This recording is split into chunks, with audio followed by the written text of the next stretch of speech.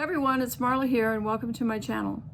For those of you who have not visited, I am the owner and creator behind From Rust to Roses Vintage, where I like to take time-worn, vintage, and thrifted items and turn them into beautiful home and garden decor.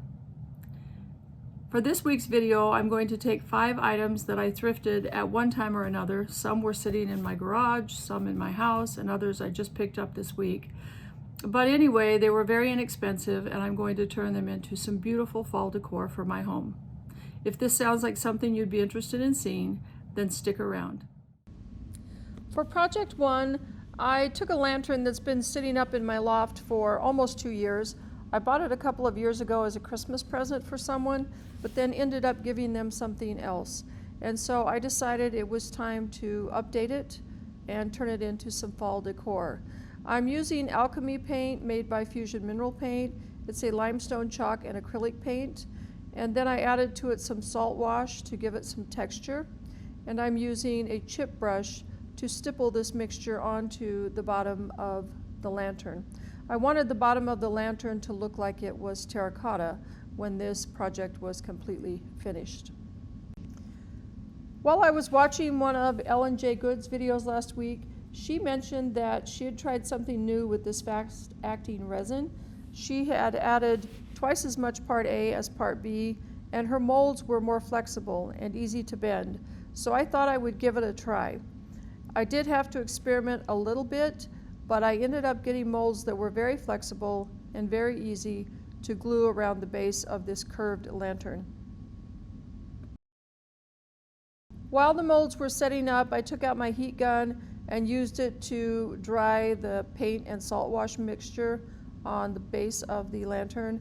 I wanted to make sure it was good and dry before I tried gluing anything on. Then I got out the Titebond glue and added a very good coating to the back of each of the molds and then put them on the front of the lantern. As you can see there, it was very easy for me to bend the stem of that pumpkin down to keep it down in the area that I had painted with the terracotta paint mixture. I continued adding molds until I got the look that I was going for.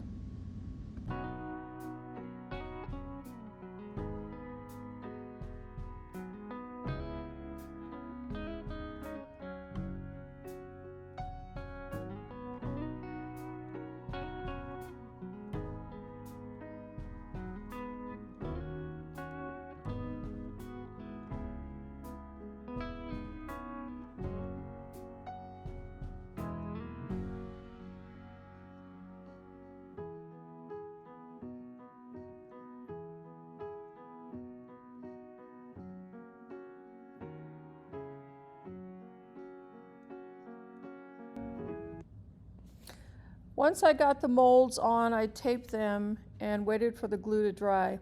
And once it was dry, I took off the tape, got out my sienna paint and salt wash mixture, and started painting over all of the molds. When I was done, I took the lantern outside to dry. I live in Las Vegas, and so drying time is very, very short here. And then I brought the lantern back in and applied a good coat of Debbie's DIY wax in white, and then buffed it back.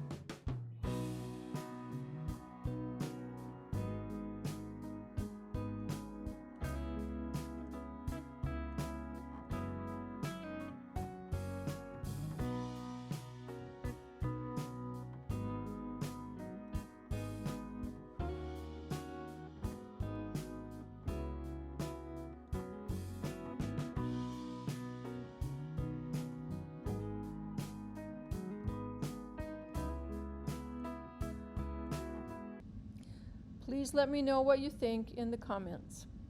For project 2, I took a wall sconce candle holder I had thrifted. There was only one of them, but I really did like the shape. I thought it had a very vintage look, but I also thought in the plain wood it was very dated. So I wanted to turn it into something that was more of my liking, maybe looking a little bit more turn of the century. I started by giving both pieces 2 coats of Fusion mineral paint in the color casement and then set them aside to dry. Once they were dry, I took out one of my IOD paint inlays and went through the pages to find something that I thought would fit nicely on the back of the candle holder. When I chose a piece of paint inlay, I tried to choose it from an area that would not mess up the rest of the design, because there's a lot you can do with one IOD paint inlay. And then I laid down the piece of wood and kind of cut around it to make sure that I was only using what I actually needed in order to achieve what I wanted to achieve with this candle holder. If you've never used a paint inlay, they're not nearly as scary as they might seem.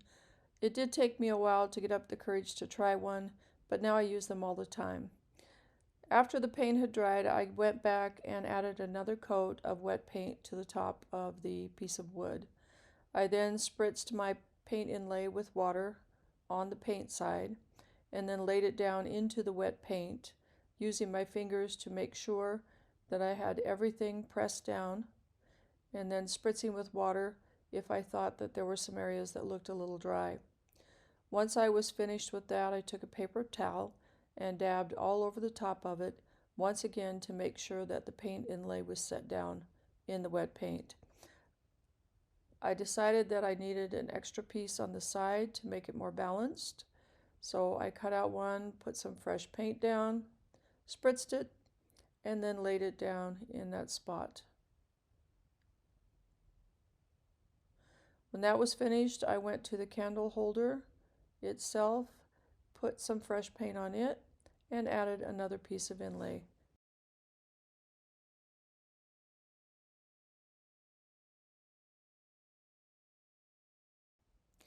You'll know when your inlays are completely dried because the surface will have a whitish look to it. Take some water and spray it over the inlay, and then dab off the excess with a paper towel. Give the inlay about 30 seconds before you try to remove it.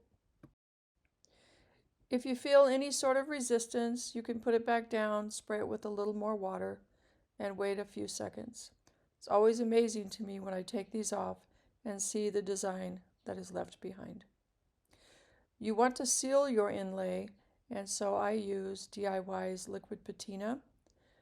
You have to go with a very, very light stroke though, because the paint is water activated, and if you press too hard on the inlay, you can smear it.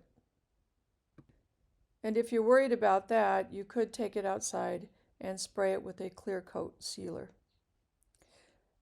As a final touch, I went back and added some Fusion aging wax.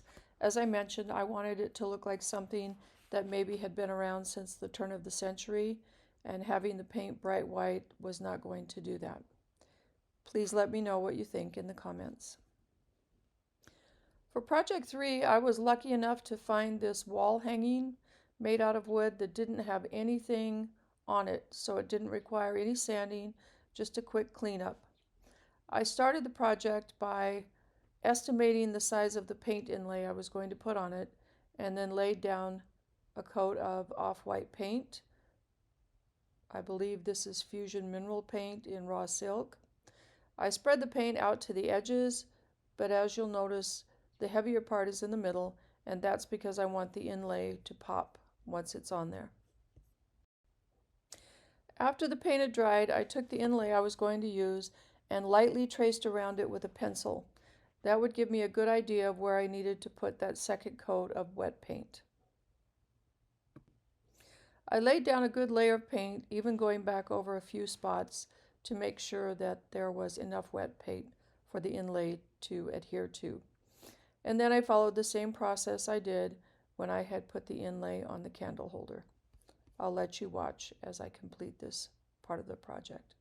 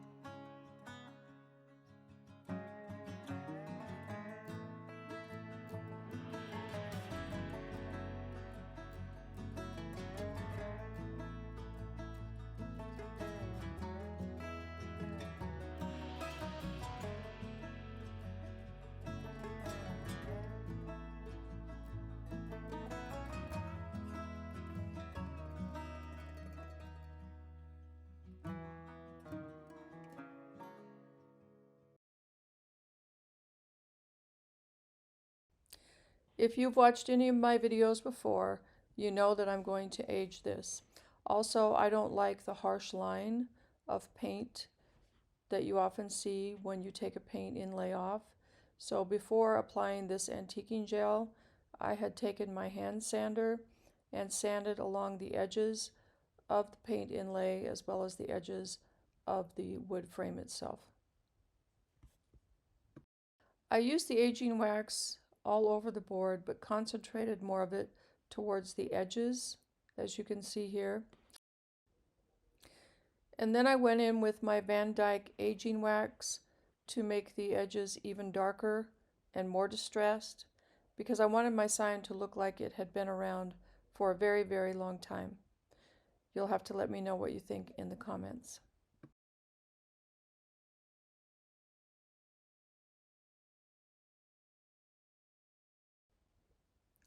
Project 4 was a very easy and quick thrift lift. I found this wooden shelf sitter at the Goodwill for $1, and even though I love Halloween decorations, I wanted to do something fall for this, which after you see which decoupage paper I picked, you might think that it would work for Halloween as well. I started the project by giving the front 2 coats of white paint, and then looked at the decoupage papers I had, trying to decide which one I wanted to use. And yes, I went with the Black Crow. Reminds me of Edgar Allan Poe, which makes me think of fall, and yes, Halloween. But I like things that are just a little bit on the dark and spooky side, as well as the beautiful things like sunflowers and pumpkins. Once the paper dried, I took out my finger sander and went along the edges to remove any of the excess paper. And then I used some weathered wood with a little salt wash mixed in it to go around the edges of the frame.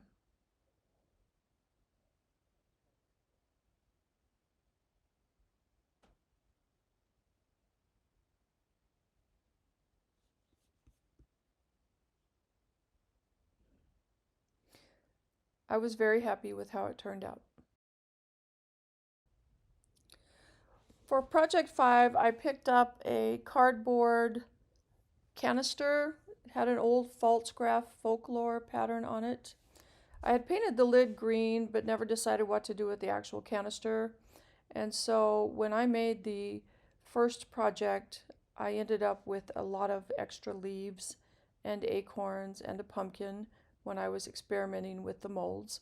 And so I decided that I was going to use a decoupage paper to cover the canister and then add some of those leftover molds to the top and make a cute little storage container to set on my counter for fall. The decoupage paper I chose for this project is one of the new Rustic papers.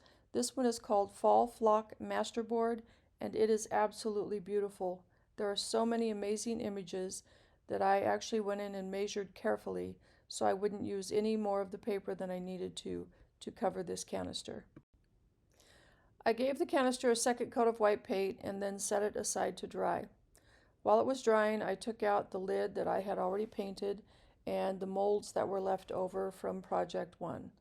And I began to assemble them on the top of the lid.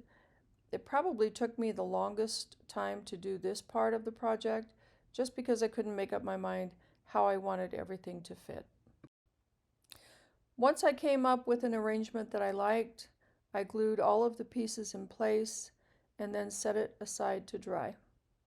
While the molds were drying, I took out the strip of decoupage paper I had cut and used DIY's liquid patina to decoupage it onto the canister.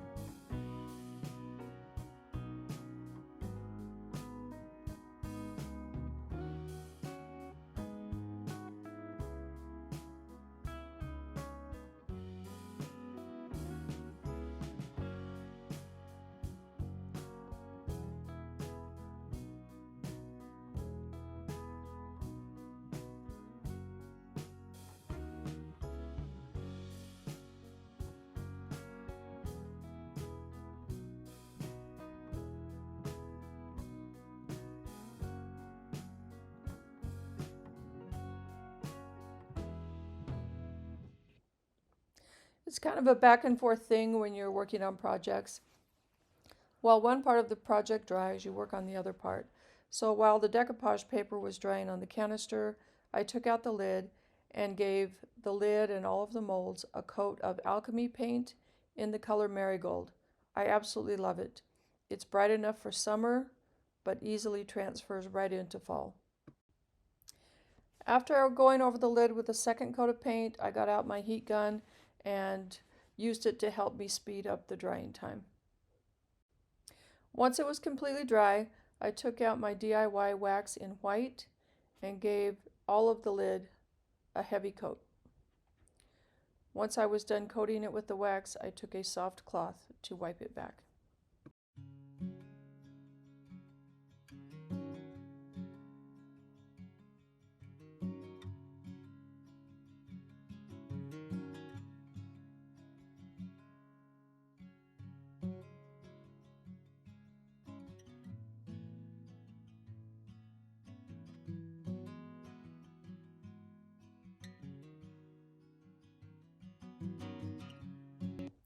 Let me know what you think of the finished project. I hope you enjoyed all of the projects that I did for this week's thrift lift. If so, and you're not already subscribed to my channel, please consider doing so and give me a thumbs up. And I plan to see you again next Tuesday.